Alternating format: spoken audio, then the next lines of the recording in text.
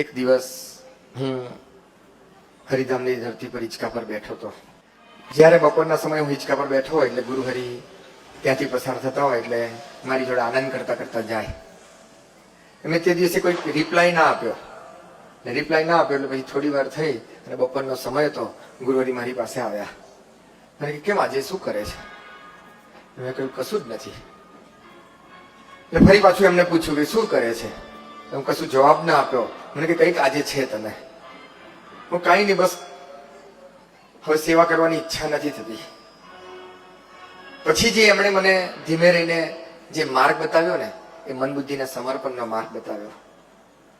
મને કે કેમ સેવા કરવાની ઈચ્છા ના થાય?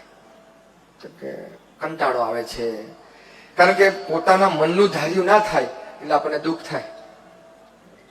મને તરત મને કહ્યું કે વડોદરાની ધરતી તો ગુરુહરિ હરિપ્રસાદ સ્વામીજીના પદરજની ધરતી છે. ગોકુળ અને વૃંદાવનની જેમ ધરતી હોય એવી વડોદરાની ધરતી છે.